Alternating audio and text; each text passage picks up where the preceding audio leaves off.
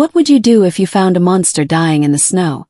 Not the kind from children's tales or a beast that had torn soldiers apart and left only screams in its wake, but the kind that had killed every hunter who dared look it in the eye. What would you do if mercy itself became a weapon? If one act of compassion could ignite a revolution or doom a kingdom? If you're watching this video, give it a like, subscribe to the channel, and tell me in the comments where you are watching from. Now let's get to the story. Let me tell you about the night Jeanette D'Arcy's life shattered, though if you asked her later, she'd say it was the night it truly began. Would you run, or would you, like Jeanette D'Arcy, feel a pull of compassion so fierce it drowned out every warning your survival instincts screamed? In the mist-choked wilderness beyond Wind Hollow, where winter carved its name into everything that lived, she made a choice that would shatter the boundary between mercy and fate. She knelt beside the black wolf of the Iron Vale and pressed her bare hands to his blood-soaked fur.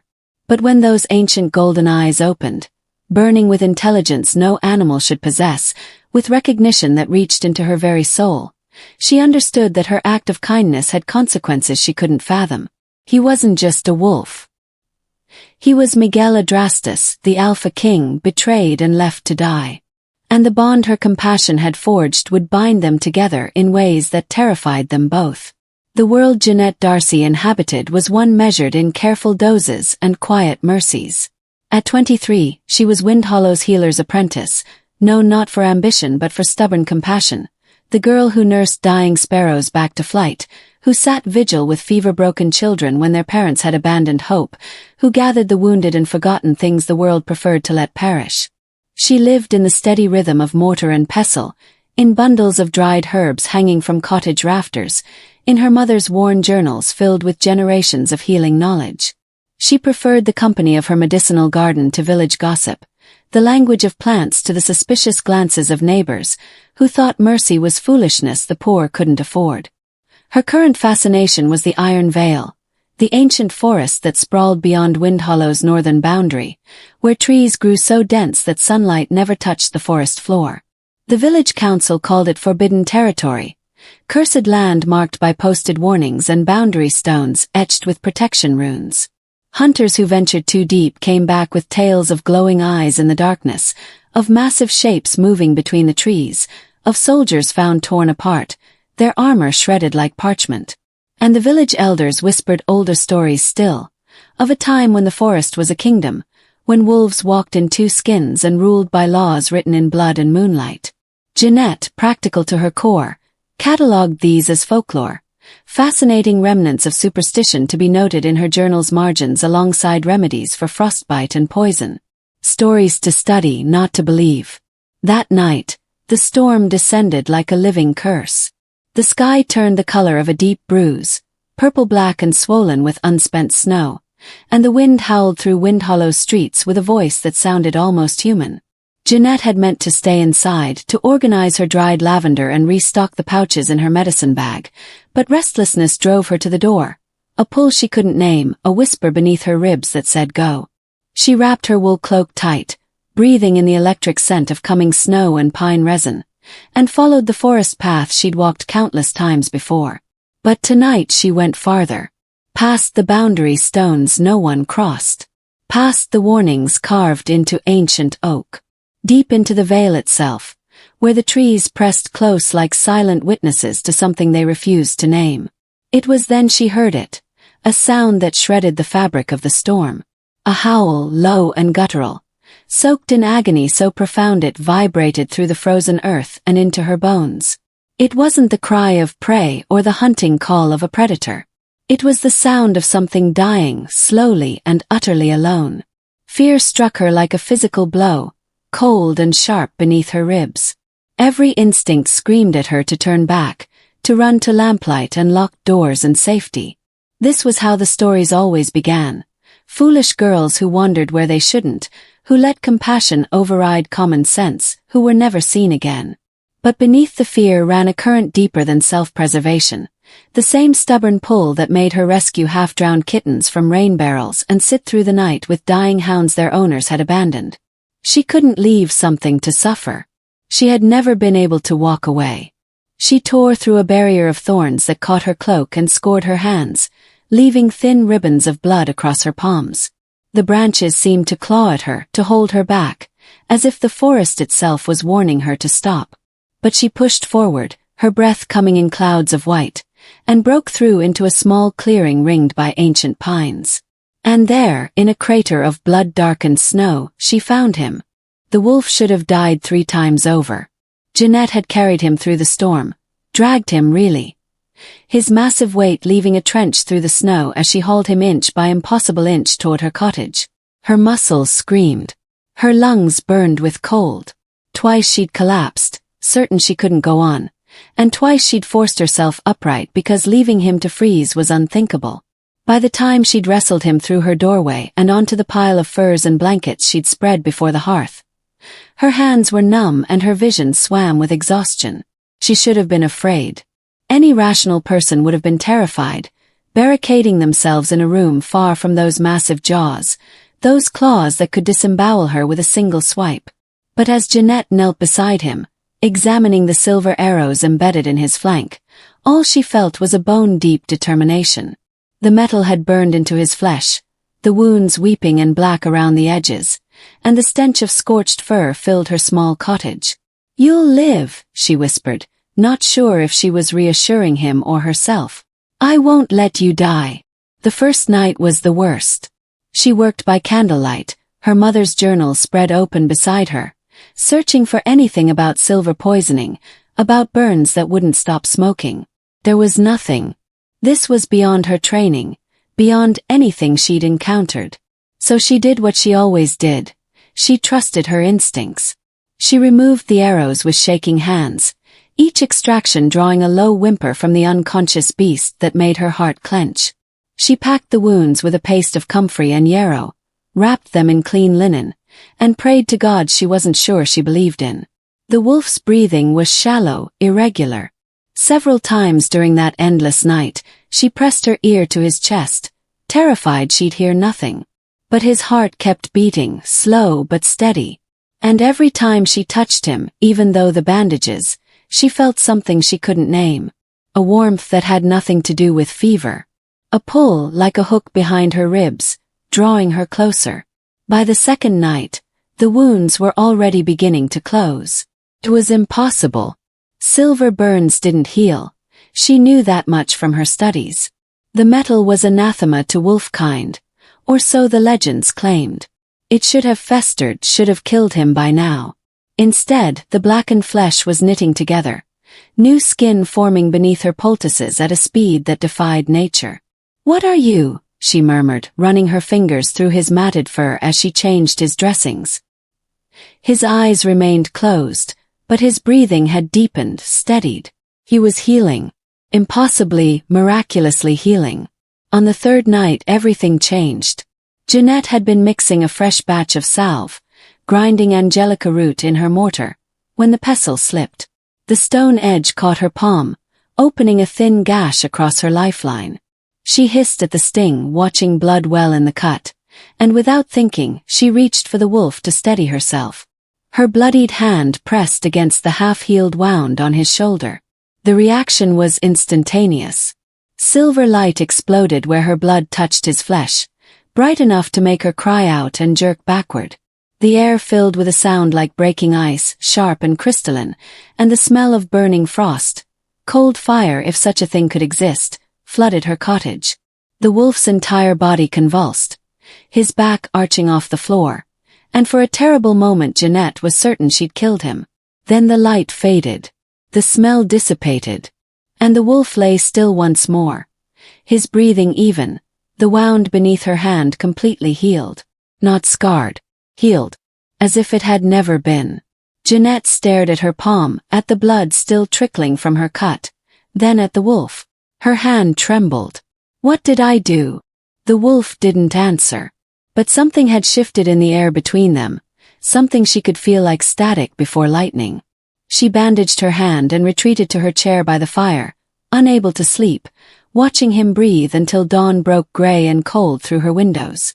The next evening, Jeanette returned from the forest with her gathering basket full of wintergreen and dried mushrooms, humming softly to ward off the silence.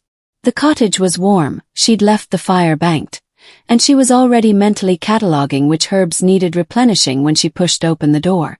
The furs where she'd left the wolf were empty. Her basket hit the floor, mushrooms scattering across the floorboards. No. No, no, no. She lunged forward, searching frantically, certain he'd crawled away to die somewhere she couldn't reach. But there was no blood trail. No sign of him at all. You should not have saved me. Jeanette spun toward the voice, and forgot how to breathe. A man stood beside her window, backlit by the dying sun. Tall enough that his dark hair nearly brushed her ceiling beams, broad-shouldered and muscled in a way that spoke of violence and survival. He was shirtless, his torso a map of scars, silver burns that traced his ribs, his shoulders, his abdomen in patterns that looked almost deliberate. His skin was bronze even in winter, and his face was all sharp angles and hard lines, beautiful in the way a blade is beautiful, dangerous. But it was his eyes that stopped her heart. Golden. The same impossible burning gold she'd seen in the wolf's gaze. You, her voice came out strangled. How did you, where is? I am the wolf. His voice was rough and used like gravel scraped over stone. And you are the fool who brought me into her home. Jeanette's back hit the wall. Her mind struggled to process what she was seeing, what he was claiming. Shapeshifters were myths. Stories. They didn't exist. That's impossible. Is it? He moved closer, and she saw he was wearing trousers that looked hastily tied, as if he'd found them in her cottage and dressed in a hurry. Every step was predatory grace. You felt it, didn't you? When your blood touched mine. You felt the bond snap into place. I don't understand. My name is Miguel Adrastus. He stopped an arm's length away, and Jeanette could see the exhaustion etched into his features, the pain he was barely holding at bay. I am the Alpha King of the Western Pax. Or I was before my own council put silver through my heart and left me to die in the Vale. Alpha King. The words hit her like a physical blow. She'd heard that name before. In the stories elders told, in warnings about the forest kingdoms beyond human lands. The wolf lord who ruled territories vast as nations, whose word was law among his kind. He was supposed to be a legend. Cautionary tale. He was standing in her cottage, bleeding silver scars and looking at her like she'd just signed both their death warrants. You should not have saved me, he repeated, and this time his voice was almost gentle, almost regretful. The bond is sealed now. There's no breaking it. What bond? Jeanette's voice rose, panic finally breaking through her shock. I was trying to help you. I didn't agree to anything. It's not a matter of agreement. Miguel's golden eyes locked onto hers, and she felt that pull again, stronger now, undeniable. It's divine law, ancient as the moon herself. When a wolf is saved from silver death by another's hand, by another's blood, a bond forms. Life to life. Soul to soul. He paused, something flickering across his face. Surprise, maybe, or wonder. I can hear your heartbeat. Feel your pulse as if it were my own. Can you feel mine? Jeanette opened her mouth to deny it, and realized she could. Beneath her own racing heart, there was another rhythm. Slower.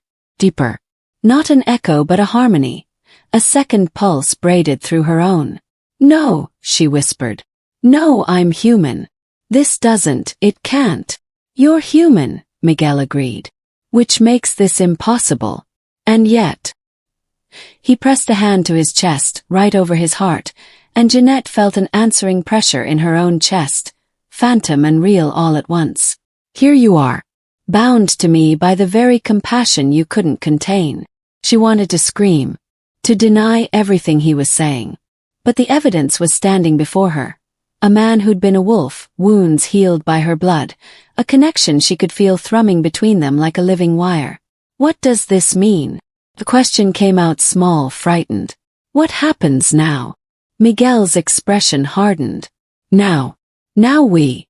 The howl cut through the air like a knife, close enough that it rattled the windows. Then another. And another. A chorus of hunting cries rising from the forest, drawing closer.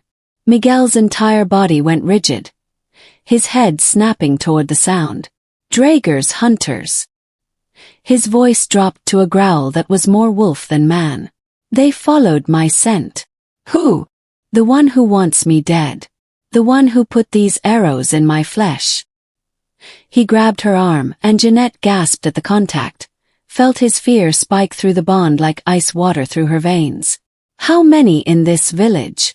40 families, maybe, children, elders. They'll slaughter everyone to get to me. Miguel's eyes had begun to glow, that golden light intensifying. Unless I lead them away.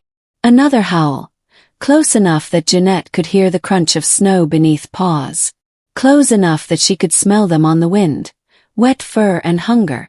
Get behind me, Miguel commanded, and his voice had changed, deepened into something that resonated in her bones. His body was changing too.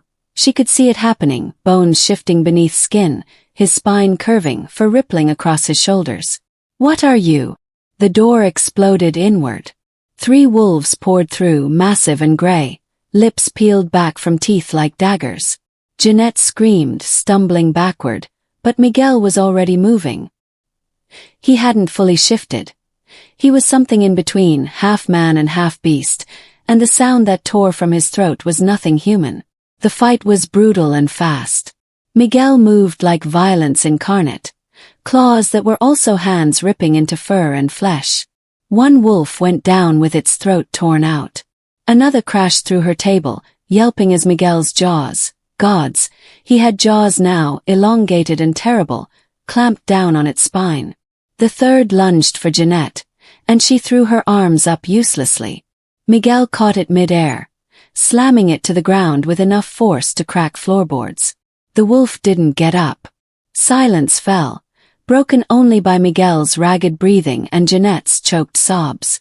Her cottage was destroyed, blood everywhere, the bodies of the dead wolves already beginning to shimmer and shift into human forms.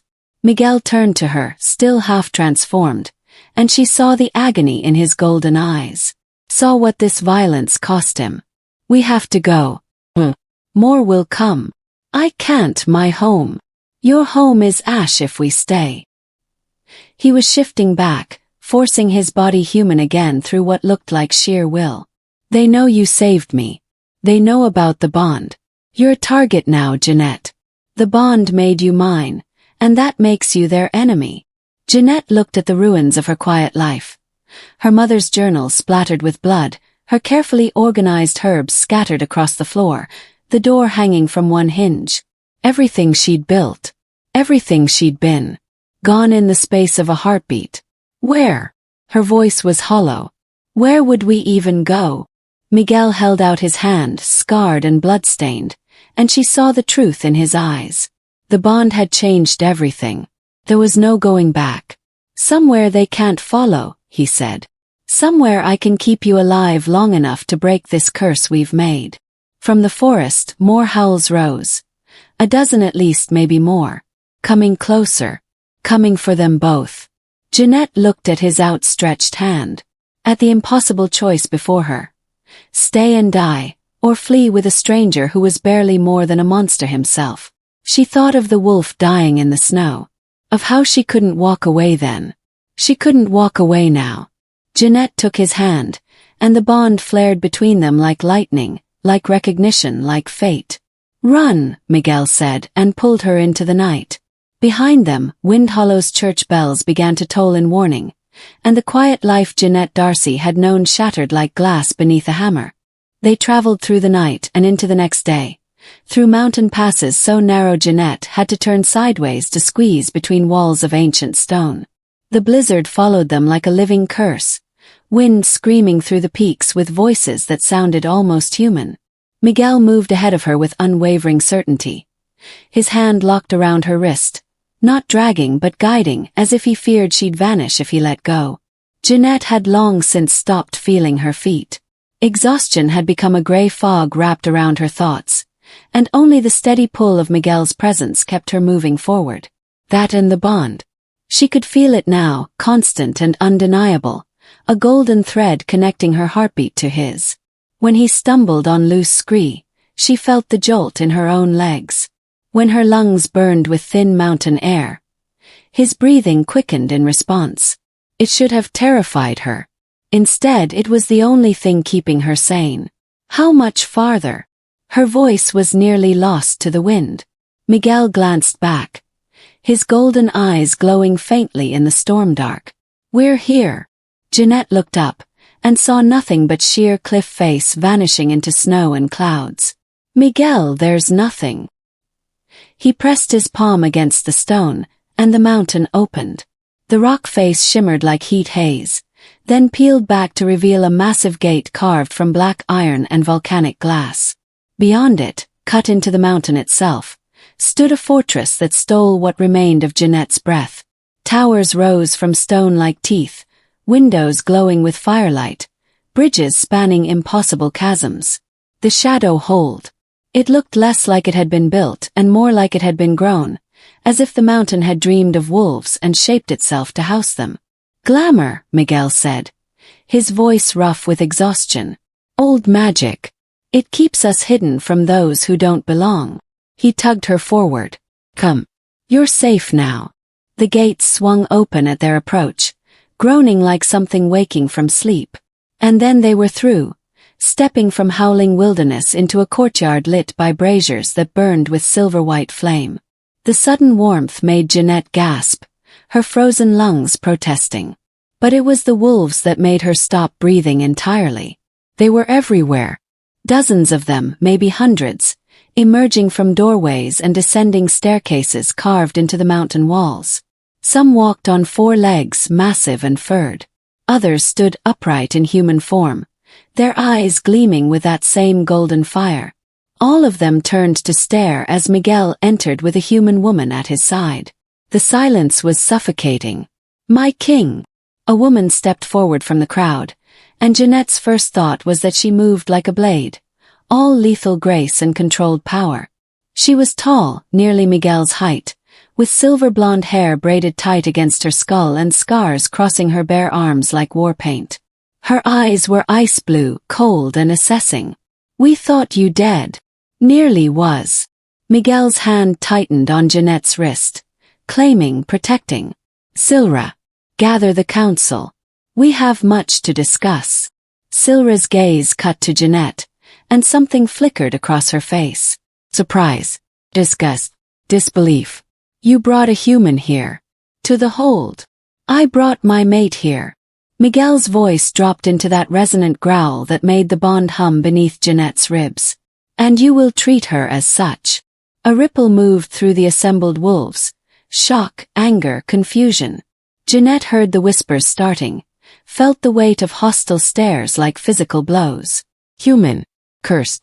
Abomination. Mate."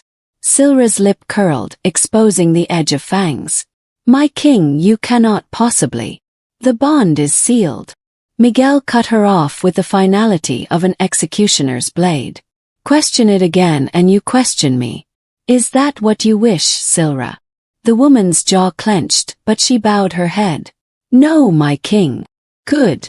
Miguel swayed slightly, and Jeanette felt his exhaustion echo through the bond like a crashing wave. "Prepare chambers for Jeanette, and send word to Arden. I need him." "My king." Silra's eyes widened. "You're bleeding." Jeanette looked down and saw fresh blood seeping through Miguel's shirt where the silver wounds had been. The wounds she'd thought healed. "Miguel." "I'm fine," he said, but his voice lacked conviction. His skin had gone gray, his breathing shallow. "You're not fine." Jeanette pulled free of his grip and pressed her hands to his chest, ignoring the gasps from the watching wolves. Beneath her palms, she felt his heart stuttering, felt the bond stretching thin and frayed. The silver poison was still there, dormant but deadly, and the journey had torn open what her blood had temporarily sealed. "You need to rest. You need." "What he needs," a new voice interrupted, smooth as honey over steel, "is a proper healer. Not a frightened village girl playing at medicine." A man descended the main staircase, and Jeanette's first impression was of careful elegance. He was smaller than Miguel, leaner, with dark auburn hair swept back from a face that was handsome in a refined, calculated way. His clothes were impeccable, dark leather and silver clasps, and he moved with the casual confidence of someone who knew exactly how much power he wielded. Arden! Miguel's voice held relief and something else. Trust. Thank the gods. My king. Arden reached them in 3 strides and gripped Miguel's shoulders, his green eyes scanning for injuries. We received word of Draeger's ambush. We feared the worst. His gaze slid to Jeanette, assessing and dismissive in the same breath. And this is Jeanette D'Arcy, Miguel said. My mate. She saved my life. Arden's expression didn't change, but Jeanette saw something flash in his eyes. Calculation, perhaps, or concern. How fortunate, he said, his tone utterly neutral. Come, my king. Let's get you to your chambers before you collapse in the courtyard. Hardly the triumphant return we'd hoped for. He helped Miguel toward the stairs, leaving Jeanette standing alone in the center of the courtyard, surrounded by wolves who looked at her like she was prey that had wandered into the den. Silra materialized at her elbow. Come, she said curtly. You heard the king. I'm to prepare your chambers. The way she said it made it sound like a punishment. Jeanette followed, her legs shaking with exhaustion and adrenaline. As they climbed the winding stairs carved into the mountain's heart, she became aware of the hold's true scale. It was a city unto itself, corridors branching into training halls and libraries, great rooms warmed by massive hearths, balconies overlooking valleys she couldn't see the bottom of. And everywhere wolves. Watching. Judging. They hate me, Jeanette said quietly. Silra didn't break stride. They fear you. There's a difference. Why? Because you're human. Silra's voice was flat, matter-of-fact. Because the last time a human walked these halls, she betrayed our king and opened the gates to our enemies. Because bonds like yours are supposed to be impossible, which means you're either blessed or cursed, and we won't know which until it's too late. She stopped before a heavy wooden door and pushed it open. These are your rooms. Stay here. Don't wander. Most of the pack won't kill you on sight, but I can't promise all of them. The room beyond was austere but comfortable. A large bed piled with furs, a fireplace already burning, a window overlooking the mountain passes. It was more luxury than Jeanette had ever known and felt like a beautiful prison. Wait. Jeanette caught Silra's arm before she could leave. Miguel, is he going to be all right? Silra's ice-blue eyes softened fractionally. If Arden can extract the remaining silver, perhaps. If not, she pulled free. The bond works both ways, human. If he dies, so do you. Remember that before you consider running. The door closed, and Jeanette was alone. She lasted 3 hours before the pain started. It began as a dull ache in her chest, like bruising from the inside. Then it sharpened, spreading through her ribs, her shoulders, her spine. Jeanette gasped and doubled over, pressing her hands to her sternum where the bond burned like hot iron. Something was wrong. Miguel was in pain, terrible pain, and the bond was forcing her to feel every second of it. She stumbled to the door, wrenched it open, and nearly collided with a young wolf standing guard. Where is he? Where's Miguel? The guard, barely more than a boy, stepped back, eyes wide. The king's chambers, but you can't. Jeanette was already running. She followed the bond like a compass needle, letting it pull her through corridors she didn't recognize, past wolves who scattered at her approach. Up another flight of stairs, down a hallway lined with shields and weapons, until she crashed through a door that wasn't locked, and found Miguel on his knees, shirtless, Arden standing over him with silver instruments and Miguel's blood painting the floor. Stop! Jeanette's scream echoed off stone walls. You're killing him! Arden whirled, annoyance flashing across his refined features. I'm extracting the poison. This is delicate work that requires. You're too deep. Jeanette shoved past him and dropped beside Miguel, whose head was bowed, every muscle locked in agony. She could see the wound Arden had opened, a long incision across Miguel's shoulder blade, silver fragments glinting in the torn flesh. The silver's bonded to his tissue. You can't just cut it out. And what would you suggest? Arden's voice dripped condescension. Shall we ask it politely to leave? Jeanette ignored him. She pressed her hands to Miguel's back, and the bond flared between them. Recognition, relief, home. Miguel, look at me. His head lifted, and his eyes were more wolf than man, pain-mad and feral. For a moment she thought he didn't recognize her. Then his hand found hers, gripping tight enough to bruise. Jeanette, he rasped. You shouldn't. Hush. She closed her eyes and did what instinct told her. She reached for the bond, that golden thread connecting them, and poured herself into it. Her life force, her energy, her compassion, all of it flooding into him like water into drought-parched earth. And as she did, she felt the silver. Felt it like thorns in her own flesh, foreign and burning and wrong. Come out, she thought. You don't belong here. The silver fragments began to move, drawn by her blood like iron to a lodestone. They rose through tissue and muscle, pushed out by the healing energy she was channeling through the bond. One by one they surfaced, smoking faintly as they touched her skin, then dropping to the floor with tiny crystalline sounds. When the last fragment fell, Jeanette sagged forward, her strength spent. Miguel caught her, his arms coming around her, and she felt his heart beating steady and strong against her cheek. Impossible, Arden breathed, but he sounded more intrigued than impressed. Miguel's grip tightened. Out, he growled. Both of you. Now. Arden gathered his instruments with practiced efficiency. Of course, my king. Though we should discuss. Out. Silra appeared in the doorway. When had she arrived? And dragged Arden away despite his protests.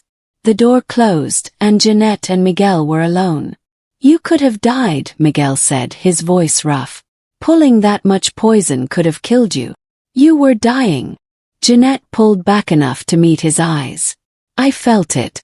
The bond, it's not just emotional, is it? It's physical. When you're hurt, I feel it. Yes. Miguel's hand came up to cup her face, his thumb brushing her cheekbone with devastating gentleness. And when you're too far, the wounds reopen. The bond needs proximity to function. You're not just my mate, Jeanette. You're my anchor. My healer. His jaw clenched. My weakness. I'm not weak. No. Something blazed in his golden eyes. Pride, maybe, or wonder. No, you're not. Which terrifies me more than any enemy.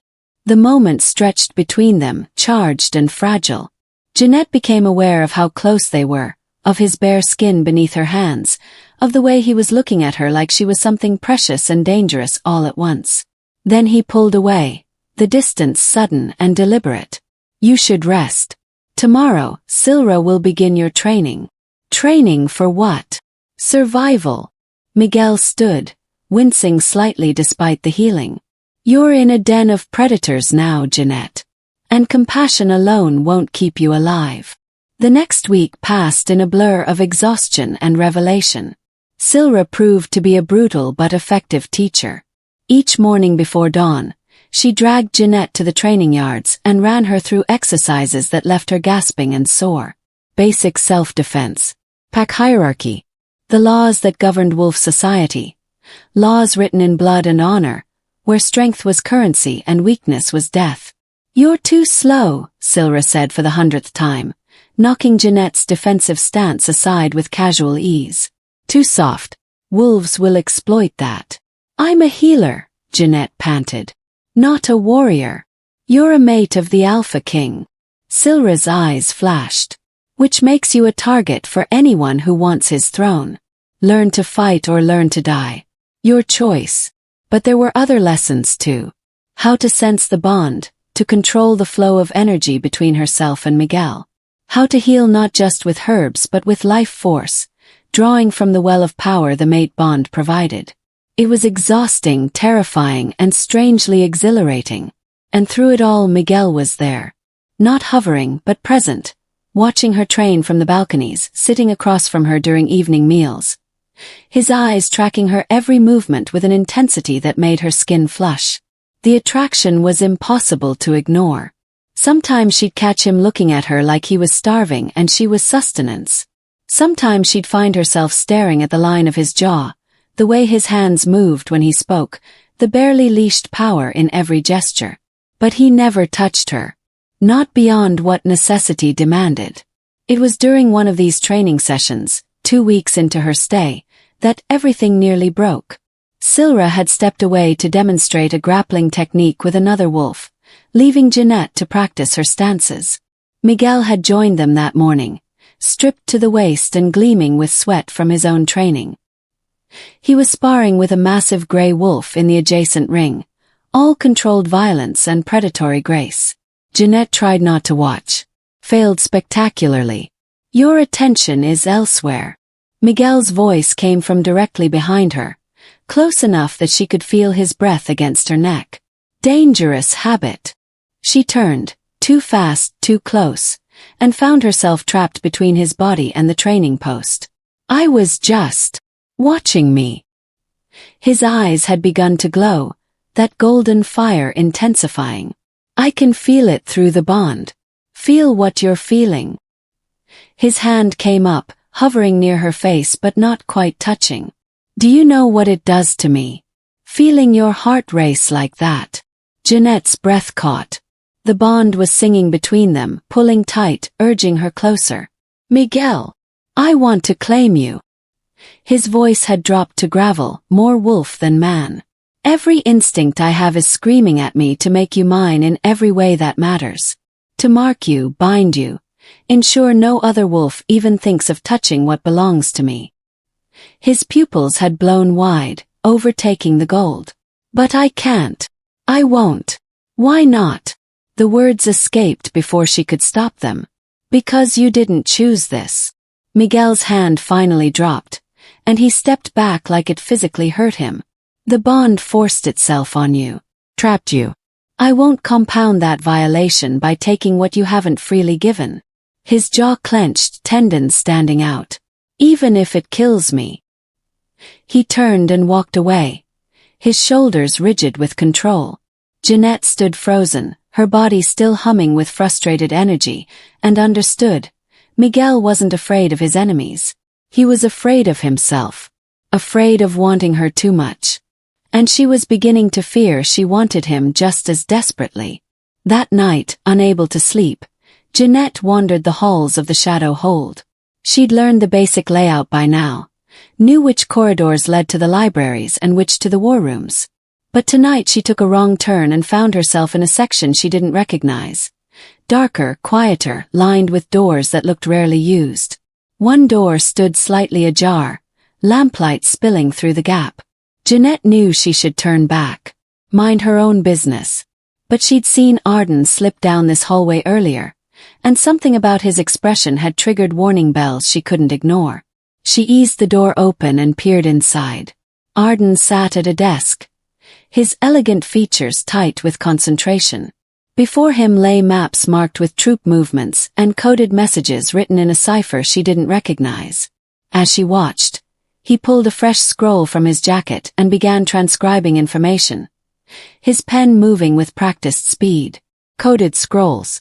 Troop movements. Jeanette's blood turned cold.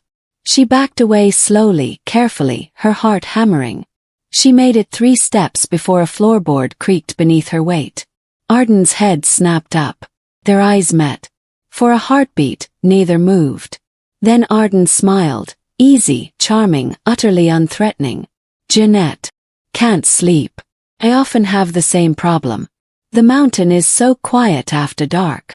"I got lost," Jeanette said, her voice thankfully steady. "Looking for the library. Wrong floor entirely, I'm afraid." Arden stood, casually rolling up the maps and tucking them into a drawer. "Allow me to escort you back. These halls are confusing even for those of us who've lived here for years." He was at her side in an instant, his hand light on her elbow, his smile never wavering. But Jeanette felt the warning in his grip, the threat beneath the courtesy. "He knows that I know." As they walked back to her chambers, Arden made pleasant small talk about the weather, about her training, about nothing at all. And Jeanette smiled and nodded and tried not to think about what those coded scrolls meant. Tried not to wonder who Arden was sending messages to in the dead of night. When he left her at her door with a courteous bow, she locked it behind him and pressed her back against the wood, her hands shaking. She needed to tell Miguel. But she had no proof. Just suspicion and a glimpse of maps that could mean anything. Or everything. Through the bond, she felt Miguel's sleeping presence, calm and steady. She didn't want to wake him. Didn't want to voice accusations she couldn't prove. Tomorrow, she told herself. Tomorrow she'd find a way to investigate further. But as she lay in bed, exhaustion finally dragging her towards sleep, a single thought haunted her. What if tomorrow was already too late? Jeanette began her investigation the way she approached everything. Methodically, quietly, drawing as little attention as possible. For 3 days she watched Arden's patterns, noting when he disappeared into the lower levels, which corridors he favored, who he spoke with in hushed tones that died the moment anyone else approached. And for 3 days, doubt gnawed at her. Maybe you're wrong. Maybe you're seeing conspiracy where there's only caution. But the bond wouldn't let her rest. Each night, Miguel's dreams bled into hers. Fragmented images of betrayal, of silver blades in the dark, of trusted hands becoming weapons. He never spoke of these nightmares when he woke, but she felt them echoing through the connection between them. Old wounds that had never properly healed. Someone had betrayed him before. Someone close. And Jeanette was beginning to fear it was happening again. The breakthrough came during a routine training session with Silra. They'd been working in the armory. Jeanette learning to identify different weapons, their uses and weaknesses, when she'd noticed discrepancies in the supply ledgers hanging near the quartermaster's desk. Why are there arrows missing? Jeanette pointed to the columns, her healer's mind automatically cataloging the inconsistencies. 3 dozen silver-tipped arrows requisitioned 2 weeks ago, but no record of their deployment or return. Silra glanced at the ledger, her expression unreadable. Probably a clerical error. There are 6 clerical errors in the past month alone. All silver weapons. All signed out by. Jeanette's finger traced the signature. I can't read this name. You can't read it because you're not supposed to see it. Silra's hand came down on the ledger, closing it firmly. Leave this alone, Jeanette. But if someone is stealing weapons. I said leave it. Silra's ice-blue eyes were hard but not unkind. You're still new here. Still learning our ways. Not everything is your concern. But it was her concern. Because those silver weapons could be used against Miguel. And the bond made his survival inseparable from her own. That night, Jeanette waited until the hold settled into sleep, then slipped from her chambers wearing dark clothing borrowed from the training yards. The halls were patrolled, but she'd learned the guards' rotations, knew which corridors offered shadows deep enough to hide in. She made her way to the archives, a section of the hold carved deep into the mountain's heart, where centuries of records were stored in rooms that smelled of old parchment and stone dust. The main entrance was locked, but Jeanette had spent enough time in libraries to know that old buildings always had secondary access points. She found it in a storage room, a narrow passage behind a shelf of deteriorating tax records, barely wide enough for her to squeeze through. The passage descended sharply, the air growing colder with each step, until it opened into a chamber she'd never seen on any map of the hold. The sealed archives. Rows of shelves stretched into darkness, packed with documents bound in leather and sealed with wax. But what caught her attention were the fresh disturbances, recent footprints in the dust, ledgers pulled from their places and not quite returned correctly. Someone had been here. Recently. Often. Jeanette began searching, her hands trembling as she pulled down ledgers and scanned their contents by the light of her stolen lamp. Supply records, troop movements, correspondence between Miguel and his border patrols. All of it innocent, expected. Then she found the loose stone in the wall. It looked like any other stone, but the mortar around it was newer, less weathered. Jeanette worked it free with her belt knife, her heart hammering so loud she was certain someone would hear. The stone came away to reveal a hollow space behind it, and inside, letters. Dozens of them, written in that same elegant hand she'd seen Arden using. Her hands shook as she unfolded the first one.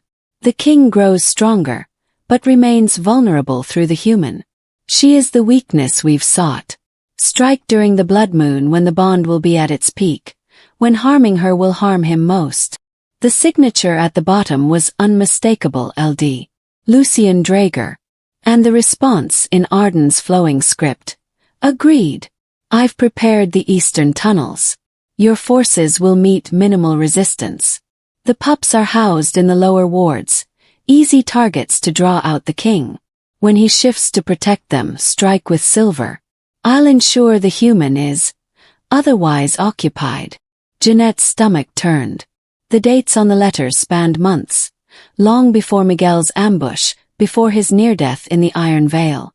Arden hadn't just betrayed Miguel once. He'd been betraying him all along. She needed to tell Miguel. Needed to. Footsteps echoed in the passage behind her. Jeanette spun, her lamp flickering, and pressed herself against the wall as the footsteps grew closer. She held her breath, praying the shadows would hide her, but the light was too bright, too revealing. Arden stepped into the chamber, and his green eyes found her immediately. For a moment, neither of them moved. Then Arden sighed, the sound almost regretful. I did warn you not to wander, didn't I? These old archives can be so dangerous. Structural instabilities. Cave-ins. His smile was gentle, almost apologetic. Tragic accidents happen all the time. Jeanette's hand closed around the knife at her belt. Miguel will know. The bond. He'll feel if something happens to me. Will he? Arden stepped closer, and Jeanette saw he was holding something. A vial filled with liquid that gleamed silver in the lamplight. This is distilled silver essence. Deadly to wolves but to humans. Simply severs connections. Temporarily, of course. But long enough. He unstoppered the vial. Long enough for you to have a terrible fall. Long enough for the king to believe it was simply misfortune. He's lost mates before. He'll grieve and move on. You're wrong. Jeanette backed toward the passage, her mind racing. He trusted you. Considered you a brother. And I've kept him alive this long, haven't I? Arden's mask of civility finally cracked, showing the cold calculation beneath. But the world is changing. Lucian offers stability, order. Miguel clings to old ways, old laws. He would have led us to extinction. He moved faster than she expected, his hand shooting out to grab her wrist. This isn't personal, Jeanette. You seem like a decent girl. But you're a complication we can't afford. The silver essence splashed toward her face. Jeanette twisted, bringing her knife up in a desperate arc. The blade caught Arden's forearm, opening a shallow cut, and the vial shattered against the wall. Silver liquid hissed and steamed on the stone. Arden snarled, his civilized mask obliterating entirely, and backhanded her hard enough to send her sprawling. Stars exploded across her vision. She tasted blood. Through the bond, she felt Miguel jolt awake, felt his alarm spike. Jeanette, where are you? But she couldn't answer, couldn't think past the ringing in her skull. Arden loomed over her, his hand shifting into claws. I'm sorry, he said, and almost sounded like he meant it. But you should have stayed in your room. The claws descended. A gray blur slammed into Arden from the side, driving him into the shelves with enough force to crack wood. Silra stood between him and Jeanette, her body half-shifted, fangs bared. Touch her again, Silra growled, and I'll tear out your throat myself. Arden pushed to his feet, blood streaming from a gash on his temple. For a moment Jeanette thought he'd fight. Then he smiled, that same charming, calculated smile, and raised his hands in surrender. A misunderstanding, he said smoothly. I found the girl snooping in restricted areas. Things got heated. You know how it is. I know what you are. Silra's voice was murder soft. Get out. Before I forget you were once pack. Arden's eyes flickered to Jeanette, still sprawled on the floor, then to the scattered letters she'd uncovered. His expression never changed, but she saw the calculation happening behind his eyes. Then he bowed, graceful as ever, and walked away. The moment he was gone, Silra shifted fully human and knelt beside Jeanette. "Can you stand?" "The letters," Jeanette gasped. "He's working with Lucien. Tunnels plans to attack during the blood moon." "I know." Silra's admission was quiet, heavy with shame. "I've suspected for weeks. But Arden is clever. He covers his tracks. And the king trusts him too much to hear accusations without proof." "These are proof." Jeanette gestured at the scattered correspondence, her hands still shaking. "We have to show Miguel." "We will." Silra helped her up, surprisingly gentle. "But carefully. Arden knows we know now. He'll move faster. And if we're not strategic about this, we'll all end up dead." Footsteps thundered in the passage. Running, desperate, Miguel burst into the chamber, his eyes wild, still wearing only sleep pants, his chest heaving. His gaze found Jeanette, took in her split lip and the bruise already forming on her cheekbone, and something feral rippled across his face. "Who?" The word was barely human. "Who did this?" "Arden," Jeanette said, and watched Miguel's world shatter. They gathered in Miguel's private chambers, Jeanette, Miguel, and Silra. The letters were spread across the table like evidence at a trial, damning and undeniable. Miguel read each one with the careful precision of a man watching his entire foundation crumble. "He's been with me since we were boys," Miguel said finally, his voice hollow. "I trusted him with everything. With my life.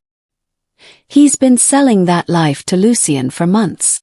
Silra's tone was matter-of-fact, but Jeanette could see the tension in her shoulders. "The ambush in the Iron Vale, Arden arranged it. The silver arrows were his doing."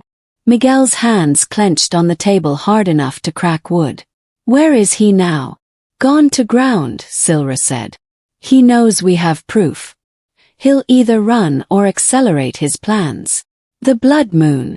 Jeanette stepped forward, ignoring the pain in her ribs. "That's when Lucien plans to attack. Arden mentioned the eastern tunnels and targeting the pups to draw you out."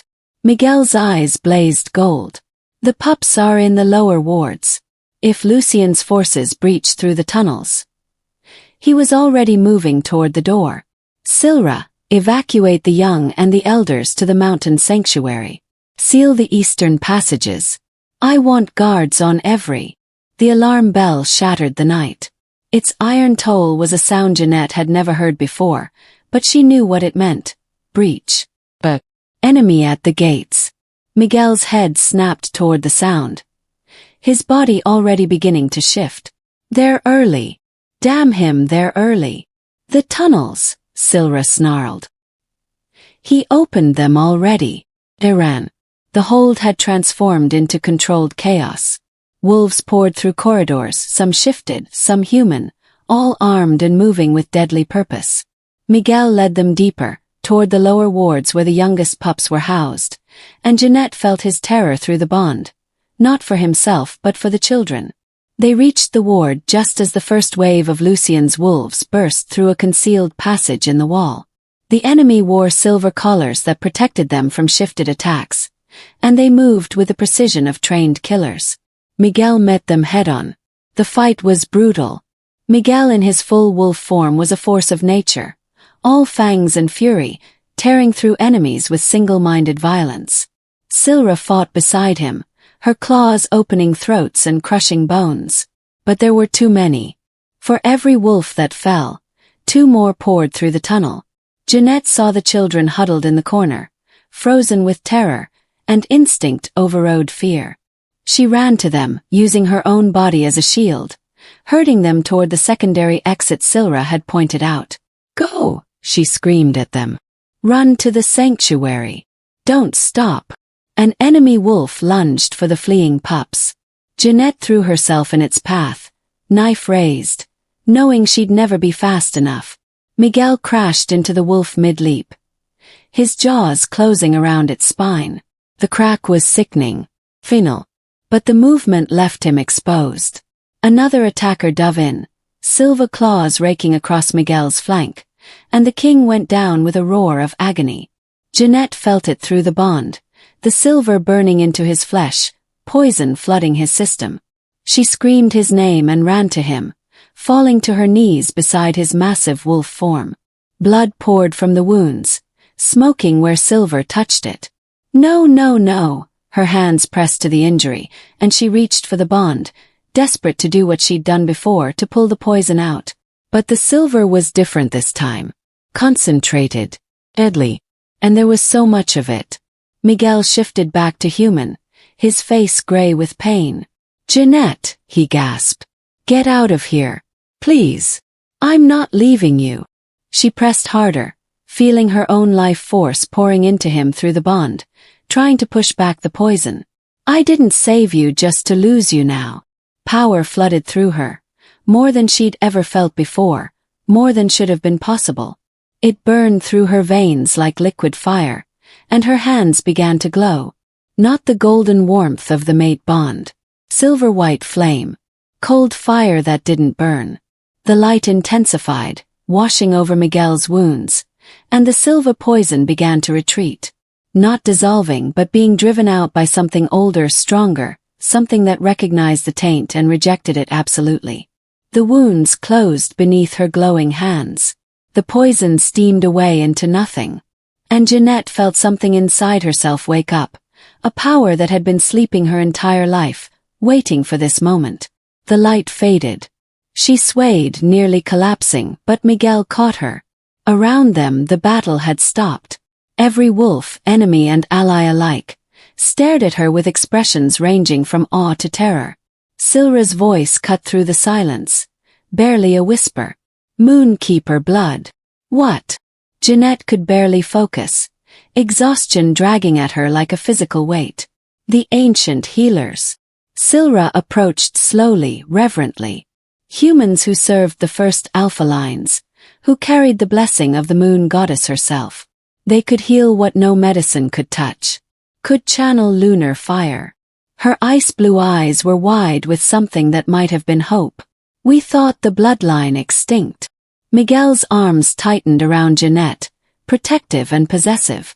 "You're not just my mate," he said, wonder roughening his voice. "You're a moonkeeper. That's why the bond formed so strongly. That's why." He broke off, pressing his forehead to hers. "You're the answer I didn't know I was looking for." But there was no time to process the revelation. The enemy wolves were regrouping, and more were pouring through the tunnels.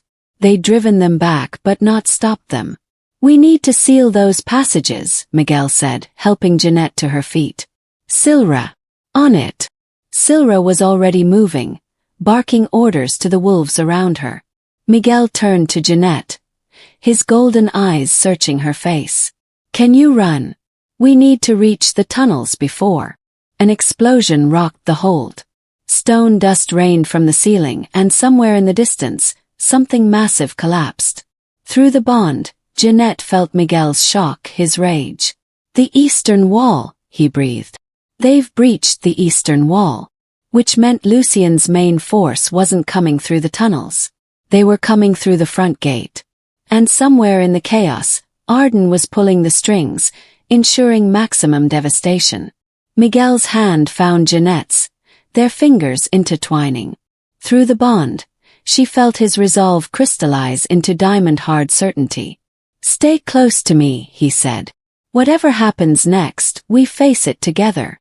Jeanette squeezed his hand, feeling the lunar fire still humming beneath her skin, waiting to be called again. "Together," she agreed. And they ran toward the sound of war. The Shadow Hold had become a fortress preparing for siege. Warriors sharpened blades in the courtyards, scouts returned with grim reports of enemy movements, and the forges burned day and night, churning out weapons at a pace that made the mountain itself seem to pulse with urgency. 3 days had passed since the tunnel attack, 3 days of frantic preparation, and the blood moon hung heavy in everyone's thoughts, a crimson promise written in the sky. Jeanette had barely slept. Every time she closed her eyes, she felt the lunar fire stirring beneath her skin, foreign and familiar all at once. The Moonkeeper power had awakened something fundamental in her, and she didn't know whether to be terrified or grateful. Miguel had stationed guards outside her chambers. For her protection, he'd said. But it felt like a cage. On the morning of the 4th day, Silra came for her with an unexpected summons. "The seer wants to see you." The seer. Seraphine. She's been with the pack for over 2 centuries. Longer than anyone can remember. She sees things. Silra's expression was unreadable. Things the rest of us are blind to. "She's requested your presence." The king has agreed. They descended deeper into the hold than Jeanette had ever gone, past the archives and training halls, into passages carved so long ago that the stone itself seemed ancient beyond measure. The air grew warmer, thick with the scent of burning sage and something else, something that made Jeanette's newly awakened senses hum with recognition. The seer's chamber was a cave within the mountain, its walls lined with crystals that caught and fractured lamplight into 1,000 dancing colors. At the center sat an old woman, impossibly frail, her eyes milky white with blindness, and her silver hair falling to the floor like a waterfall of moonlight. Jeanette D'Arcy. Seraphine's voice was like wind through autumn leaves, dry but strong. "Come closer, child. Let me see what you truly are." Jeanette approached, her heart hammering. The seer reached out with gnarled hands, and when her fingers touched Jeanette's face, the world shifted. Images flooded through her, not memories but visions. Women with her face, her hands, walking through ancient forests, healing wounded wolves, channeling silver-white fire, standing beside alpha kings throughout the centuries, their power intertwining, creating something stronger than either could achieve alone. The Moonkeepers, her ancestors. "There it is," Seraphine whispered, her blind eyes somehow seeing everything. "The blood runs true, diluted through generations, dormant but never dead, and now awakened by the mate bond, by love freely given to one who needed it most." Her hands fell away, and Jeanette gasped, the visions receding. "You are descended from the first Moonkeeper, child. From Ilara the Blessed, who bound herself to the first Alpha King and forged the compact between human and wolf." "I don't understand." Jeanette's voice trembled. "Why didn't I know? Why didn't anyone?" "Because your line learned to hide." Seraphine's expression grew sorrowful. After the great betrayal, when humans turned on the wolves and Moonkeepers were hunted for their power, your ancestors fled. They buried their gifts, married into human villages, and prayed their children would be spared the burden. For generations it worked. Until you. She tilted her head, as if listening to something only she could hear. Until you knelt in the snow and saved a dying king, and the goddess recognized her own. Miguel's voice came from the chamber entrance, rough with emotion. "What does this mean? For the bond, for?" "It means the bond is not accident or curse, but destiny." Seraphine turned her blind gaze toward him. "The goddess chose her for you, Miguel Adrastus. Chose her power to complement yours, her compassion to balance your fury. Together, you are what the old laws always intended, human and wolf united in purpose." "And it also means," Silra said quietly, "that Lucien will want her dead. Or worse." Seraphine nodded slowly. "He knows what she is. Arden would have told him by now. And Lucien remembers the old ways, remembers that Moonkeeper blood, when spilled during the blood moon, can be used to shatter mate bonds, to break an Alpha King's power." She turned back to Jeanette. "He will not simply kill you, child.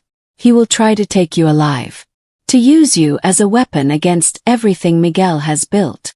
The chamber fell silent, the weight of that knowledge crushing. Miguel's hand found Jeanette's, his grip almost painful. "Then we leave. Before the moon rises. I'll take her somewhere Lucien can't reach." "There is nowhere he cannot reach," Seraphine interrupted. "He has been preparing for this for years.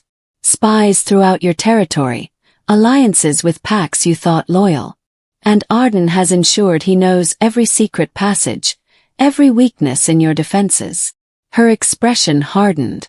Running will only delay the inevitable. You must fight, and you must win, or the Western packs will fall to tyranny, and the balance between human and wolf will shatter for good. I won't risk her. Miguel's voice had dropped to that dangerous growl. I won't.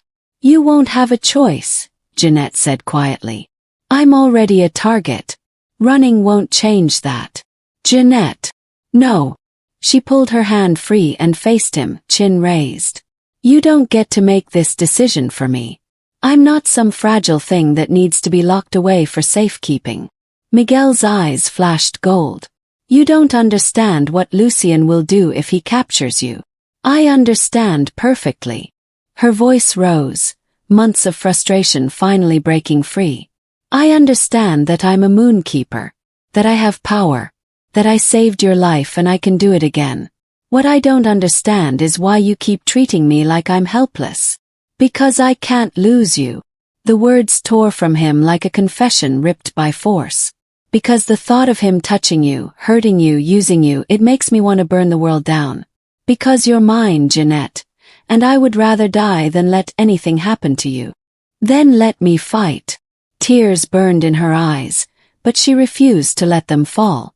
Let me stand beside you instead of hiding behind you. I chose to save you that night in the snow. Let me choose this too.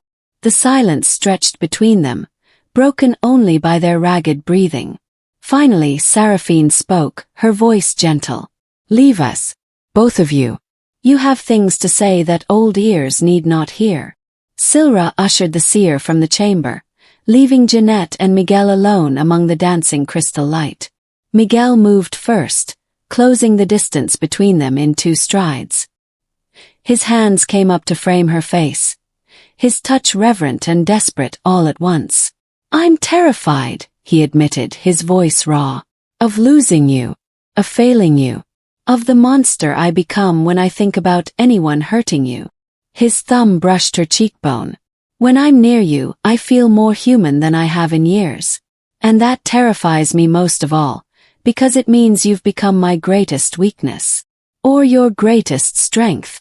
Jeanette's hands covered his. The bond goes both ways, Miguel. Your power flows through me, but mine flows through you too. Together we're stronger. Seraphine said it, human and wolf united. That's what we are. You could die. So could you.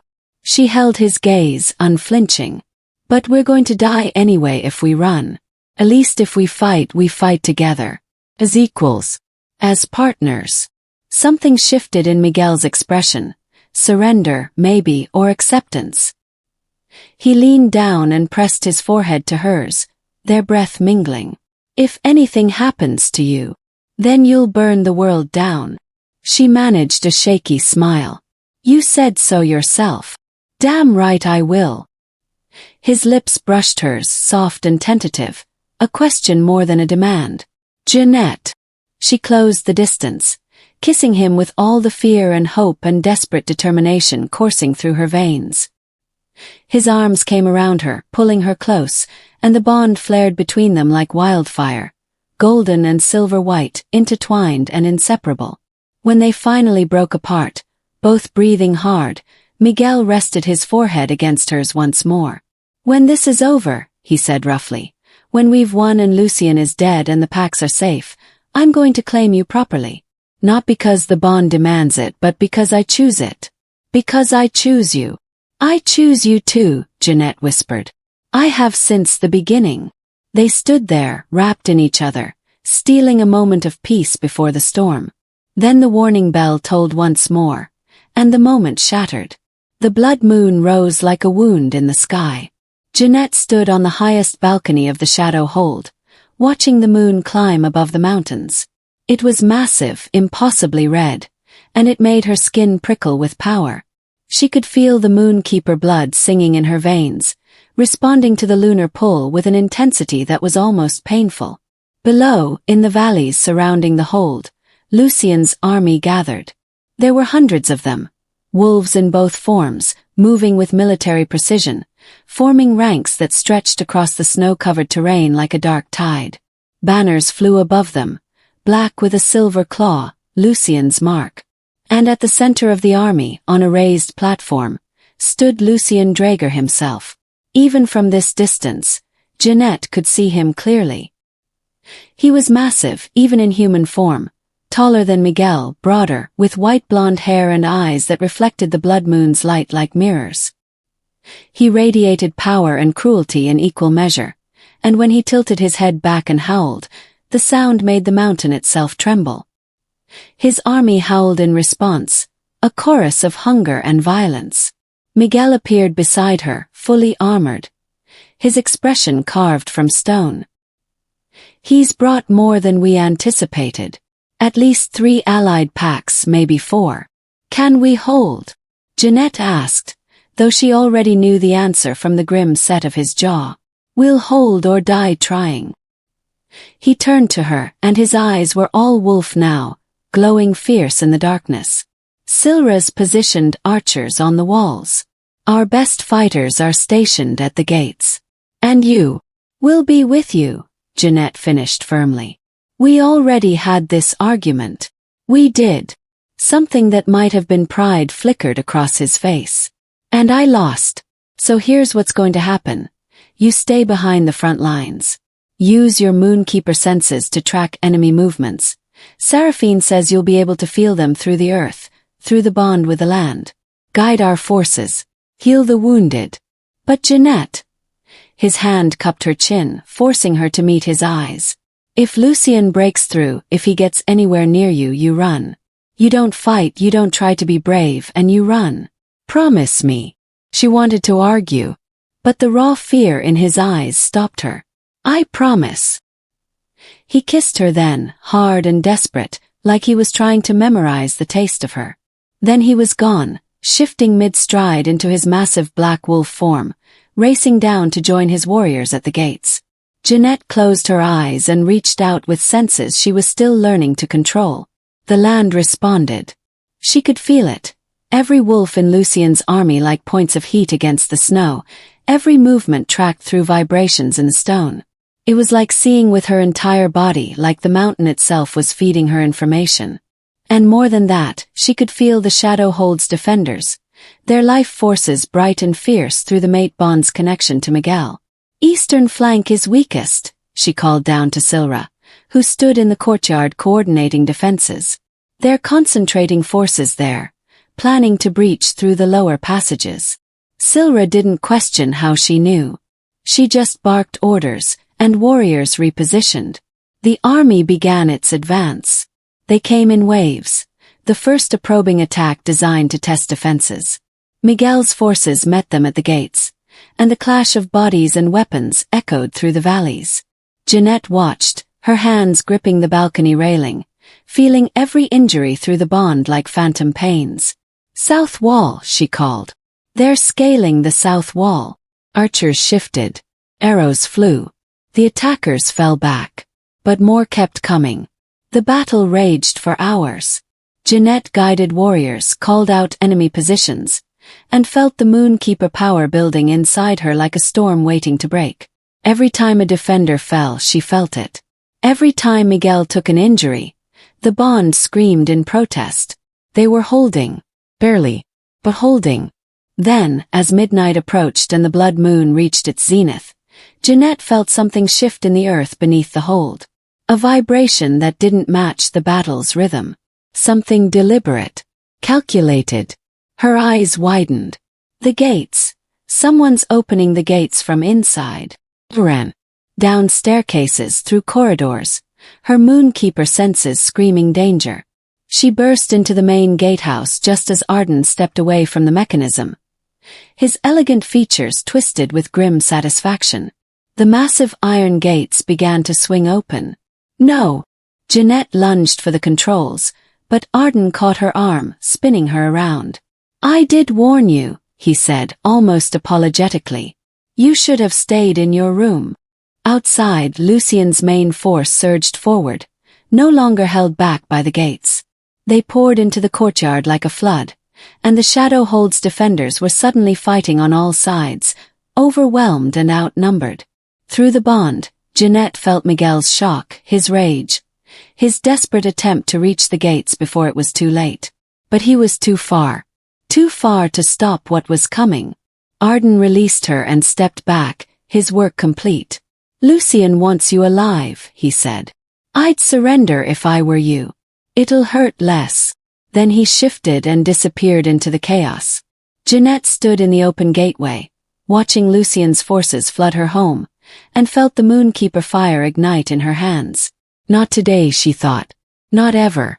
And she stepped forward to meet the army alone, silver-white flames blazing from her palms, ready to burn the world down if that's what it took to protect the people she'd come to love. The blood moon watched. And the real battle began. The courtyard had become a charnel house. Bodies lay scattered across blood-soaked snow, wolves in both forms, some still twitching with the last sparks of life, others long still. The air reeked of copper and smoke, of death and desperation. Jeanette stumbled through the carnage, her Moonkeeper flames flickering around her hands as she searched frantically through the chaos. "Miguel. Where is Miguel?" The bond pulled her forward, but it felt wrong, thin and frayed, like a rope about to snap. Terror clawed at her throat as she followed it deeper into the battle, past defenders fighting with the fury of the doomed, past enemy wolves who scattered at the sight of her silver-white fire. Then she saw him. Miguel lay beneath the shattered remains of the gate mechanism, his massive wolf form reverting to human as consciousness fled. 3 silver spears protruded from his chest, their shafts still smoking where they'd pierced his flesh. Blood pooled beneath him, black in the moonlight, and his breathing came in wet, labored gasps. Lucian stood over him, one massive paw pressing down on Miguel's throat. In human form, the rival alpha was terrifying, all coiled muscle and predatory grace. In his shifted state, he was a nightmare-made flesh, white fur stained with blood, eyes burning with triumph. "The great Alpha King," Lucian growled, his voice somehow comprehensible even through his wolf's throat. Brought down by his own weakness, by his pathetic attachment to a human. His claws tightened and Miguel choked. "I'll make it quick for you, old friend." But her. His gaze found Jeanette, and his lips peeled back in a grotesque smile. "Her blood will sanctify my rule." "No." Jeanette ran forward, moonfire blazing, but 2 of Lucian's wolves intercepted her, driving her back. She burned them, felt their flesh sear beneath her flames, but more replaced them. Too many. Always too many. Through the bond, she felt Miguel's life flickering like a candle in a storm. Felt his consciousness trying to reach for her one last time. "Run," he sent through the bond, the thought barely coherent. "Please, Jeanette. Run." She remembered another night. Another time she'd knelt beside him while he bled. When everyone had told her to walk away, to let the monster die. She hadn't listened then. She wouldn't listen now. Jeanette closed her eyes and reached deep, past fear, past exhaustion, past everything she thought she knew about the limits of her power. She reached for the moon itself, for the ancient blood singing in her veins, for the bond that tied her to Miguel with chains stronger than any metal. "I am Moonkeeper," she thought, "daughter of Ilara the Blessed, mate to the Alpha King, and I will not let him die." The power answered. It erupted from her like a supernova, silver-white flames that didn't burn but cleansed, purging everything in their path. The wolves holding her back disintegrated into ash. The ground beneath her feet cracked and crystallized. And when she opened her eyes, they blazed with lunar fire so bright that wolves across the battlefield stopped fighting to stare. Lucian snarled and lunged for her, but she was faster. She crossed the distance in a heartbeat, dropping to her knees beside Miguel's broken body. Her hands found the spears, and she ripped them free without hesitation, not caring that the silver burned her palms, that her blood mixed with his. "No," Miguel gasped, his golden eyes barely focused. "Too late, the poison. It's never too late." Jeanette pressed her hands to the wounds in his chest, directly over his heart, and felt the silver poison writhing through his system like serpents. "I didn't save you in the snow just to lose you now. I didn't choose you, didn't love you, just to watch you die. Jeanette. Mercy was never my weakness, Miguel." She leaned down until their foreheads touched, until she could feel his breath against her lips. It's my weapon. And I'm going to use it to bring you back. She poured everything into the bond. All her power, all her life force, all the love she'd been too afraid to name. The moonfire flowed from her hands into his wounds, not just healing but transforming. Silver poison met lunar flame and burned away to nothing. Torn flesh knit back together. Shattered bones fused stronger than before. And across both their chests a sigil appeared, burning bright enough to be seen through cloth and skin, a mark that was neither wolf nor human but something new. Something impossible. The mate bond made manifest. Their life forces braided together, inseparable now even by death. Two hearts beating as one. Two souls merged into a single flame. Miguel's eyes flew open, blazing pure gold. Power exploded from him. Not just wolf, but something amplified by the Moonkeeper fire flowing through their bond. He surged to his feet, and Jeanette rose with him, their hands still clasped, the sigil on their chests pulsing in perfect synchronization. Lucien took a step back, and for the first time, Jeanette saw fear in his eyes. Impossible, he breathed. The old magic, it's extinct. Nothing is extinct, Miguel growled, his voice resonating with otherworldly power, when it's loved back to life.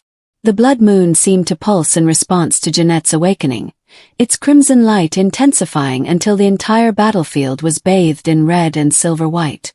She felt the transformation happening, felt her body becoming something more than human, something the ancient moonkeepers must have been before fear drove them into hiding. Her skin began to glow with inner light, luminescent as the moon itself. Her hair lifted on a wind that came from nowhere, streaming behind her like molten silver. And when she looked down at her hands, she saw they were wreathed in flames that didn't consume, flames that healed and destroyed in equal measure, depending on her will. The flame-bound Luna. Not wolf, not human, something between, something beyond. Together, Miguel said, his hand finding hers. The bond pulsed between them, and Jeanette felt his strength flowing into her even as hers flowed into him. Perfect balance.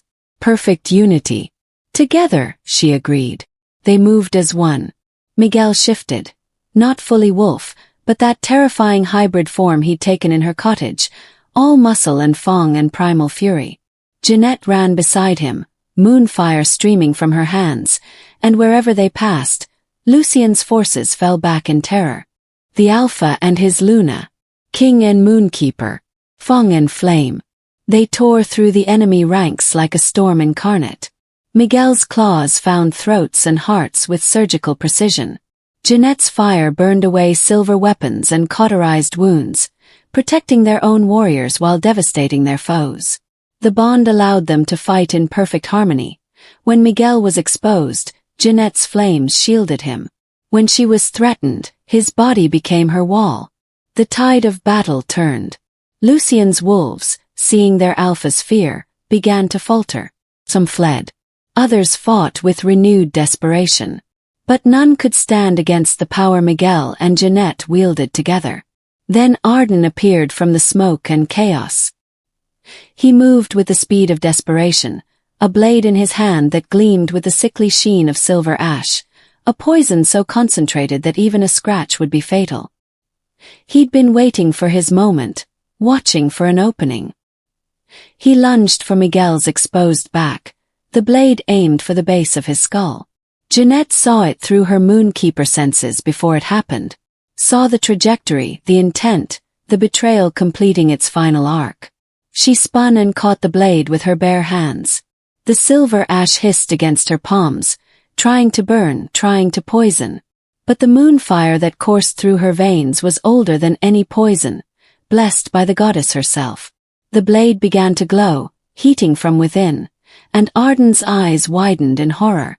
"No more betrayal," Jeanette said, her voice carrying across the battlefield with supernatural clarity. "No more lies. No more blood spilled by false brothers." The blade erupted into white flame. It spread up the metal, consuming it utterly, then leaped to Arden's hands. He screamed and tried to pull away, but the moonfire was relentless. It wasn't burning his flesh, It was burning his essence, purging the corruption that had rotted his soul. "Jeanette, please." Arden fell to his knees, the fire spreading across his body. I never wanted. You made your choice." Miguel's voice was cold as winter stone. "You chose ambition over loyalty. Power over brotherhood. This is the consequence." The moonfire consumed Arden completely, reducing him to ash that scattered on the wind. No body remained. No grave to mark where a traitor had fallen. Just silence, and the smell of burnt regret. Lucian roared, rage and terror mingled, and charged them both. He was massive in his full wolf form, larger than any wolf had a right to be. His white fur stained red with blood. His jaws could crush stone. His claws could tear through armor. And his eyes burned with the madness of someone who'd staked everything on this moment and felt it slipping away. Miguel met him head-on. The two alphas collided with the force of an avalanche, their bodies crashing together in a tangle of fangs and fury. They were evenly matched in size and strength, each bearing scars from centuries of survival. But Miguel had something Lucian didn't. He had Jeanette. Through the bond she fed him power, not just healing but enhancement. His speed increased. His strength multiplied. Every wound Lucian inflicted closed almost instantly, the moonfire stitching tissue back together faster than it could be torn. Lucian realized too late what he was facing. Not just an alpha king, but an alpha bonded to a moonkeeper. Not just a warrior, but a force of nature backed by divine blessing. He tried to retreat. Miguel didn't let him. The final blow was brutal and efficient. Miguel's jaws closed around Lucian's throat, and with one violent shake, it was over. The rival alpha's body went limp, and when Miguel released him, Lucian's form was already shifting back to human, a massive man with white blonde hair. His eyes still open in shock, his last breath escaping in a wet gurgle. The Alpha King stood over his fallen enemy, blood dripping from his muzzle, and howled. It was a sound of victory and grief, of triumph and loss. A sound that acknowledged the death of someone who'd once been a friend, before ambition had poisoned everything. Jeanette raised her hands, and moonfire erupted across the battlefield, not to harm but to cleanse. It swept over the blood-soaked ground, purging the taint of silver poison, easing the pain of the dying, giving peace to those who'd fought and fallen. The flames didn't discriminate between friend and enemy. They simply healed what could be healed and offered mercy to what couldn't.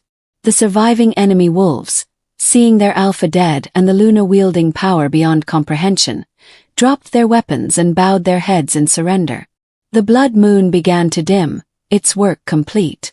Silence fell across the shadow hold, the silence of exhaustion, of survival, of a battle finally ended. Miguel shifted back to human and pulled Jeanette into his arms, both of them shaking with the aftermath of violence and power. She buried her face in his chest, feeling his heart beating strong and steady against her cheek, and let herself finally break down. They'd won. But the cost had been written in blood across the snow. Dawn broke cold and clear over the shadow hold. The surviving wolves gathered in the main courtyard.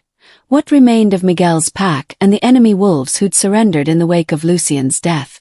Hundreds of them, bloodied and exhausted, standing in the gray morning light while ash and snow drifted down like tears from a morning sky.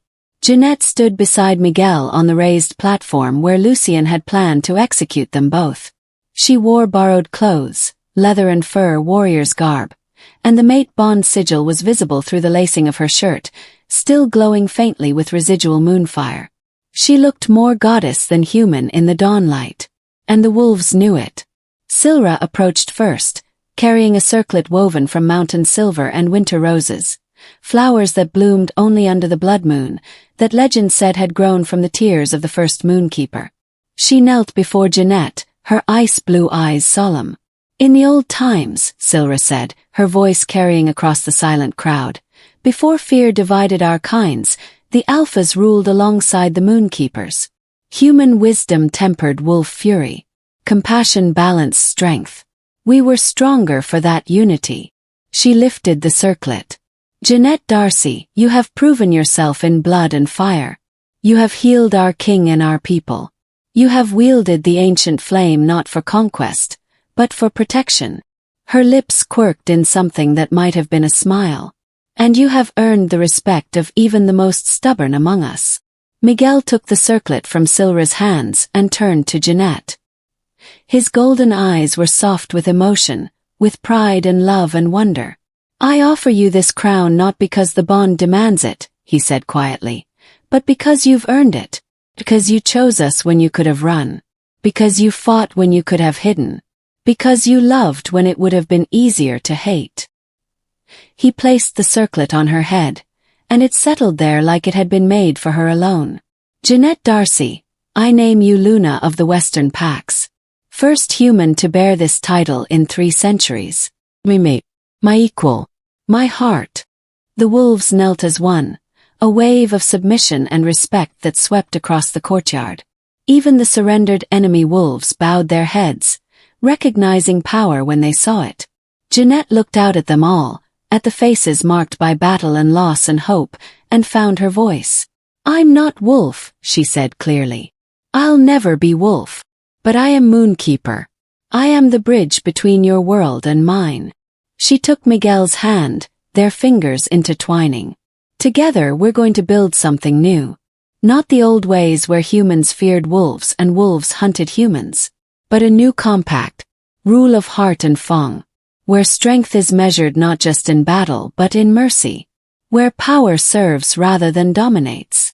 She paused, meeting eyes across the crowd. Some of you fought against us. Some of you followed Lucian because you believed his promises of strength through conquest. I'm offering you a different promise. Strength through unity. Join us. Help us rebuild. Or leave peacefully and carry word of what happened here. That the age of endless war is over. That a new age has begun. Silence held for a long moment. Then, one by one, the surrendered wolves stepped forward and knelt again. Not in defeat, but in acceptance. The packs were united at last. 3 days later, as the Shadow Hold began the slow work of healing and rebuilding, Jeanette stood on the highest balcony watching the sun set over mountains that had nearly become her grave.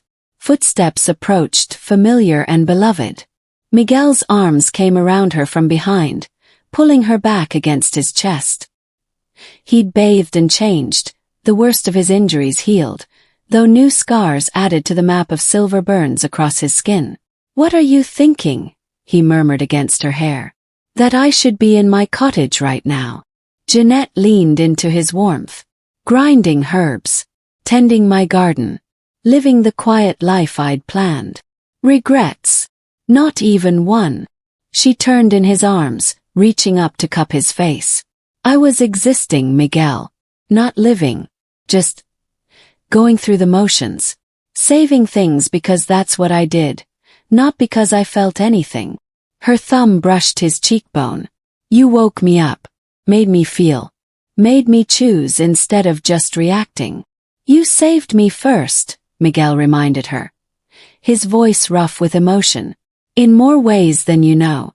I was drowning in duty and loneliness, wearing a crown that felt like a noose. Then you knelt beside me in the snow and showed me what compassion looked like. He kissed her forehead, gentle and reverent. You freed the beast the world feared, Jeanette. And in doing so, you freed me. You're fire to my shadow, light to my darkness. The answer to questions I didn't know how to ask. Pretty words for a wolf, Jeanette teased, but her eyes were bright with tears. I've had time to practice. Miguel smiled. A real smile, unguarded and warm. 300 years is a long time to wait for the right person to say them to. The wind scattered ash and snow around them, carrying away the last remnants of battle. Below, in the courtyards, wolves laughed and sang. Funeral songs for the fallen, celebration songs for the living. The sound drifted up to the balcony, achingly beautiful. What happens now? Jeanette asked. After all this. Now. Miguel pulled her closer until there was no space between them, until she could feel his heartbeat matching hers through the bond. Now we live. We rebuild. We rule together, not as king and subject but as partners. His eyes gleamed gold in the fading light. We prove that love, when freely given, can change the world. That mercy isn't weakness. That the bond between human and wolf can heal centuries of fear. No pressure, Jeanette laughed. None at all. Miguel kissed her then, soft and deep and full of promise. When they broke apart, he rested his forehead against hers. I love you, Jeanette D'Arcy. Not because fate bound us. Not because the moon demanded it. But because you showed me what it means to choose. A hope. To believe in something better than survival. I love you too. The words came easy now, natural as breathing. My king. Mimi. My impossible wolf who was dying in the snow. They stood together as night fell, wrapped in each other and the bond that had saved them both. The shadow hold stretched below them, battered but unbroken. The mountains stood eternal and patient. And the moon, no longer blood-red, just silver and serene, rose to watch over them. Jeanette thought back to the night that had changed everything. To the wolf everyone said was a monster. To the choice she'd made to reach out instead of run away. Mercy, she'd learned, wasn't submission. It was the courage to touch what others feared. The strength to heal rather than harm. The power to transform darkness into light.